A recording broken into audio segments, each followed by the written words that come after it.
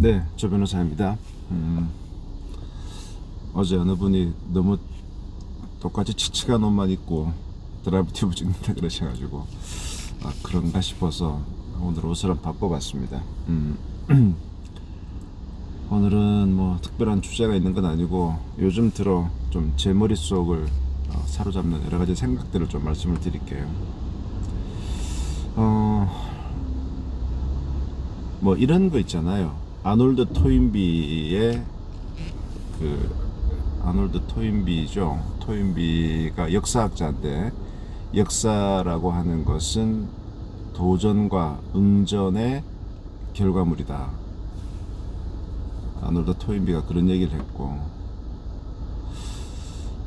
또 프랑스 철학자 베르그송이 뭐 엘랑비탈이라고 하는 개념을 쓰면서 도약하는 힘, 그러니까 생명과 생물과 무생물의 차이점을 논할 때 베르그송이 볼 때 생물은 엘랑비탈을 가지고 있다. 그러니까 뭔가 이렇게 도약하는 힘, 그게 있고 없고에 따라서 생물이다 아니다를 뭐 따진다. 예전에 그런 책을 본 적이 있는데, 왜 갑자기 이런 말씀을 드리냐면 이게 그런 것 같아요. 뭐 이렇게 살아가면서 그냥 적당히 굴러갈 때가 있거든요. 뭐 일도 그냥 적당히 되고 조직원들도 뭐 적당히 굴러가고, 그게 썩 만족스러운 건 아닌데 그냥 뭐 적당히 사고 안 치고 굴러갈 정도의 그 상황. 그러니까 100점 만점으로 따지면 한 65점, 70점 요 정도로 뭐가 일이 딱 진행될 때 우리는 보통 어떤 생각을 갖느냐. 아유, 뭐 이 정도면 됐지 뭐. 이게 문제인 거죠. 보통 우리가 뭔가 좀 더 발전을 이루려면은 90점대가 돼야 되는데 한 70점대, 아유 뭐 낙제는 아니잖아.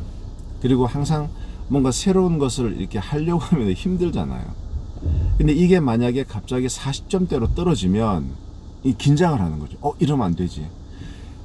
그래서 이 60에서 70점대가 대단히 아주 안정적인데 아주 그게 위험한, 그래서 만약에 6, 70점대를 오랫동안 쭉 지속하다 보면 이제 그 정도에 머무는 거죠.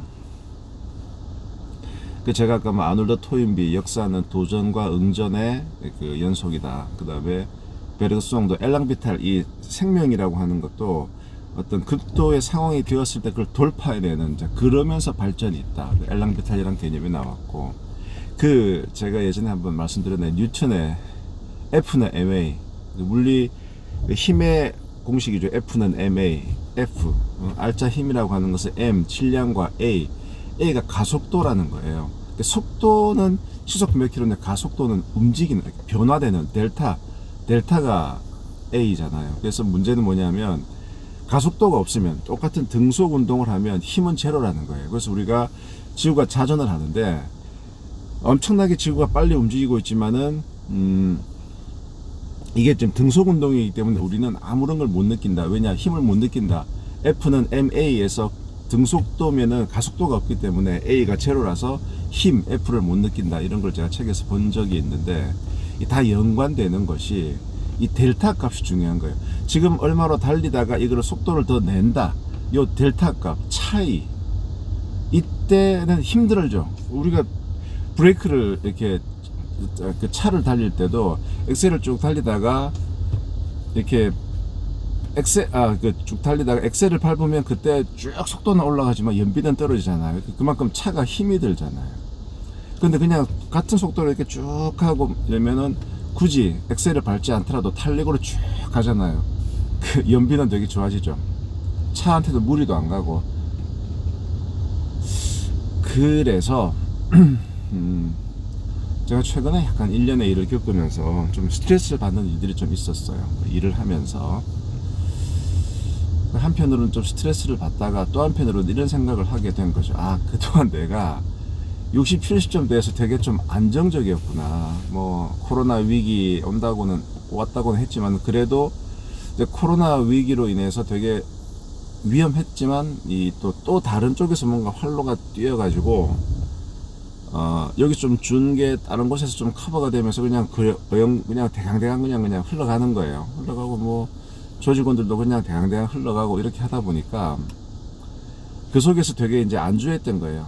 그러니까 좀 내가 생각을 좀 덜 해도 그냥 자연방으로 굴러가고 있는 그런 모습들. 그리고 아유 뭐 하루 하루 4끼 5끼 먹는 것도 아니고 하루 3끼 먹고 사는 건데, 그러니까 그래도 참 저는 되게 도전 의식이 있고 뭐 이랬는데, 그냥 한 달 그냥 한 달 마감하면서 뭐 이 정도면 그냥 기본은 치지 뭐. 이게 기본은 친다는 생각을 하는 순간 이게 점점 가속도가 붙는 게 아니고 가속도는 F는 MA에서 A는 점점 이렇게 제로로 오는 거예요. 그러니까 연비는 되게 좋아지는 거죠. 엑셀 아마보다 쭉 가는 거죠.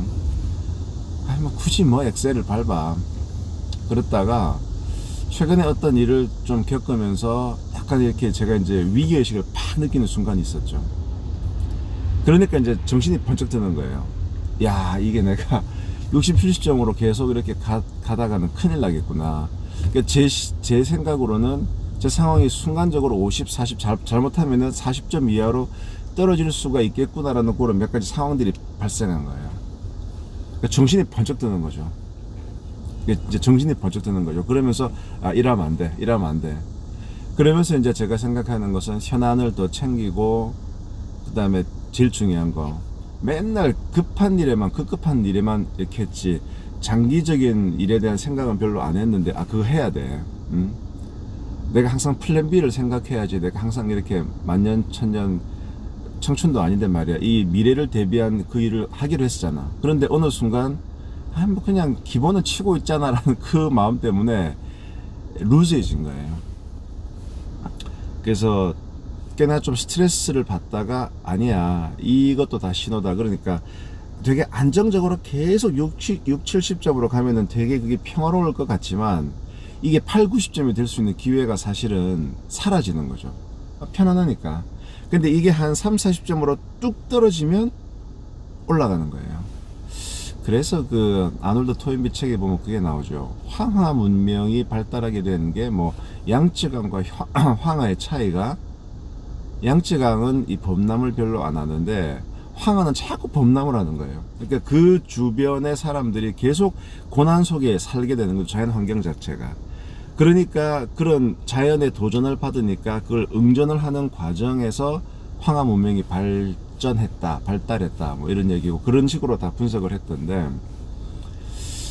결국 우리 같은 평범한 사람은 자극이 있어야 돼요. 그 자극이라고 하는 게 좋은 자극보다는 뭔가 위험 신호가 알람이 팍 떠야 정신을 차리지, 위험 신호가 안 떴는데도 미리 정신을 차리는 경우는 그건 정말 훌륭한 거죠. 그런데 그러기는 힘들죠. 그래서 뭐 그냥 저뿐만 아니고 많은 분들이 한 6, 70점으로 안전하게 가고 있을 때 그냥 기본은 치는구나.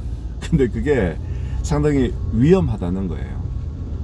그 6, 70점에 안주했을 때 8, 90점으로 점핑을 하는 생각을 잘 못한다는 거죠.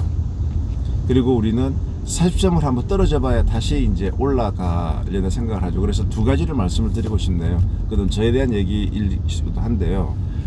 내가 6, 70점에 있음을 감사히 여기면서 여기에 안주하지 않고 점핑을 해야 되겠다는 그런 생각, 깨어있는 게 필요하고요. 두 번째는 내가 순간적으로 40점으로 떨어지는 위기 상황이 발생하면 좌절하지 말고, 그래, 내가 좀 마음 편하게 있다가 나한테 이런 시련을 주는구나, 좋아, 돌파해야지 뭐, 이렇게 마음 먹고 돌파해서 7, 80점으로 올리는 그런 계기를 삼아야 되지 않는가, 이런 생각, 아까 분명 말씀드린 대로 저에 대한 다짐이기도 합니다.